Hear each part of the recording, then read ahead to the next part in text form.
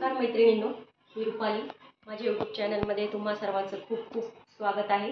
तर मी आज तुम्हाला पापड्याची रेसिपी दाखवणार आहे. तर चला बघूया साहित्य.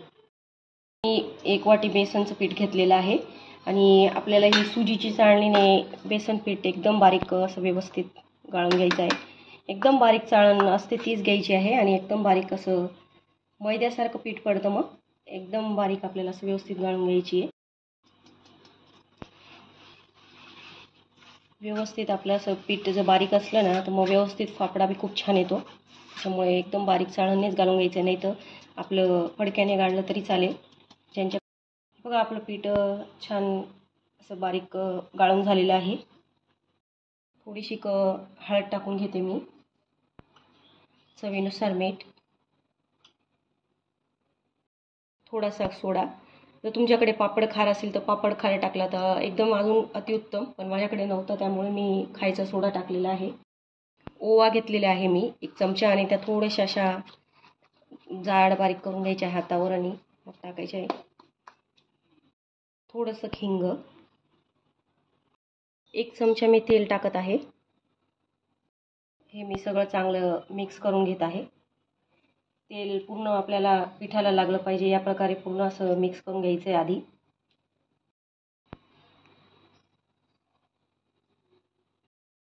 आपल्याला आता थोडं थोडं पाणी टाकून घ्यायचं आहे.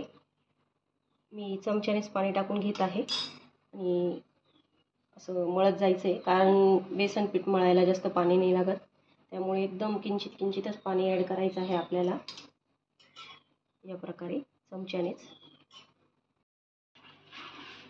बघा, या प्रकारे आपण कडक असा गोळा करून घेतलेला आहे. अगदी कमी पाणी लागतं, त्यामुळे एकदम हळूहळूच पाणी टाकायचं आहे. हे छोटे चमचे मी जो 15 ते 16 चमचे पाणी घेतलेलं आहे. एकदम काळजीने पाणी टाकायचं आहे, नाही तर पीठ पातळ होऊ शकतं. बघा किती छान आपला गोळा तयार झालेला आहे. हे बघा, या प्रकारे मी असा गोळा करून घेतलेला आहे लांबसर. आणि कोणी कोणी हाताने करतं, तर मी तुम्हाला एकदम सोप्या पद्धतीने दाखवणार आहे.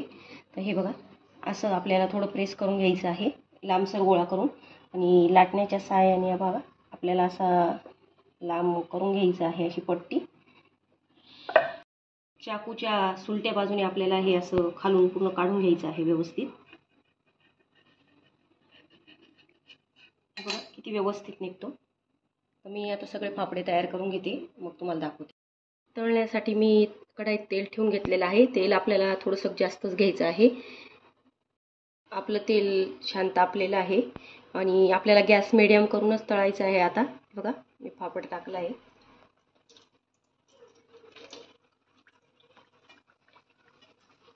मीडियम गॅसवर तळले की खूप छान व्यवस्थित होतो पापडा.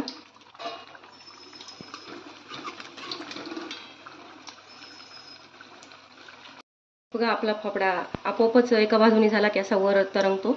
आता आपण पलटून घेऊया. जास्त याला खाली वर करायची गरज नाही राहत. बघा आता दुसऱ्या बाजूने आपण व्यवस्थित होऊन देऊया. आपला फापडा एकदम असा छान तयार झालेला आहे, रेडी झालेला आहे. आता मी काढून घेत आहे तो. आता हे जे उरलेले आपण ते पण तळून घेऊया.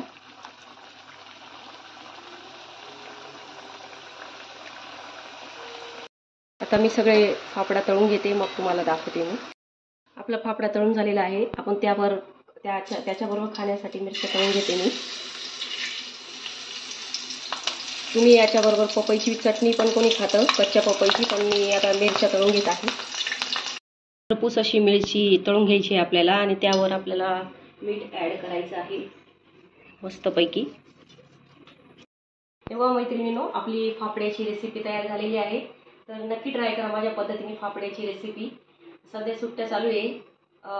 मेजवानीचा आस्वाद घ्या. नक्की ट्राय करा आणि मला सपोर्ट करा. माझे व्हिडिओ आवडत असेल तर माझ्या चॅनलला सबस्क्राईब करा, लाईक्स करा, कमेंट करा आणि धन्यवाद.